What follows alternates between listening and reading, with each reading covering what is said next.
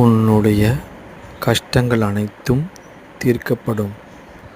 நீ செய்த பூஜைக்கு பலன் உனக்கு நிச்சயம் வந்து சேரும். நீ எதற்கும் கவலைப்படாதே.